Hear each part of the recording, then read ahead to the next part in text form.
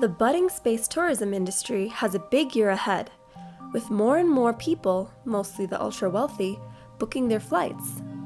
But there's a lingering question on some minds. How bad will space tourism be for our climate?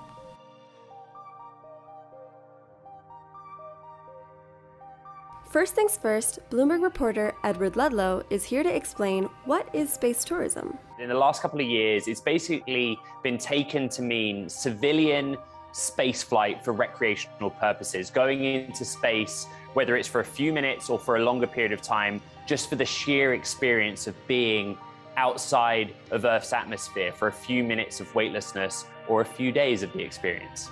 So Blue Origin and Virgin Galactic are offering rides to suborbital space, with some customers paying up to $450,000 per ticket, a hefty price for a trip that only achieves a few minutes of weightlessness. Even though a suborbital flight barely touches the edge of space, will the emissions from the uptick of space tourism affect our atmosphere? Karen Rosenloff, who has been working on stratospheric ozone research for the last 30 years, tells us right now there is no clear answer. The perturbation due to rockets right now is not huge.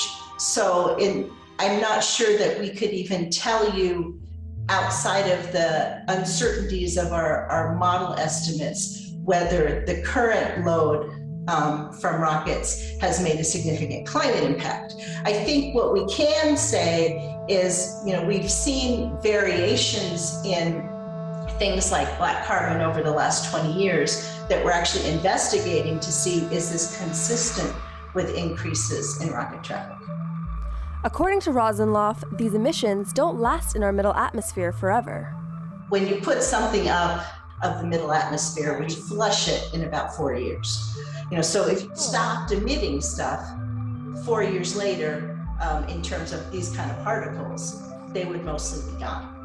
Part of the reason why it's difficult to calculate the climate impact from human spaceflight is that the rockets use a range of different propulsion systems and each produce different levels of emissions. So we discussed Blue Origin, which uses a mixture of hydrogen and oxygen as its propellant. There's no carbon being burned, so there's very little carbon byproduct from the overall system. Then we talk about SpaceX, right? SpaceX is the most active of the launches right now, and it uses kerosene, good old-fashioned kerosene, but it's combustion, and the byproduct is large volumes of CO2. Virgin Galactic uses what's called a hybrid engine. It does use a propellant and an oxidizer, but it only does very short bursts. So as we discussed, it's only a 60-second burn on the rockets, but the carbon that it puts out is equivalent to an entire transatlantic flight. So there's two ways of looking at it. The actual space mission itself, the few minutes of weightlessness, does not have a high carbon output relative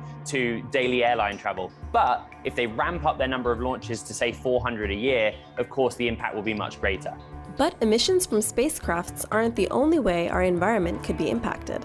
Tiago Suarez, a systems engineer at the European Space Agency, says that it's not just the burning of the propellant that can impact our environment, but the actual production of it. We have looked, for example, at the way we produce the propellants, because there's a big mass of propellant, and if you do it in an environmentally friendly way, it can reduce significantly the environmental impact. But for satellites, I can tell you, for example, we are trying to recycle germanium, that is a very rare metal that is used in solar panels and in solar cells. And this is one of the major environmental impacts that we found out, and that could indeed make a big difference if we manage to find ways to recycle it. Scientists who study atmospheric pollution also say satellites launched into space might have a larger impact than commercial rockets.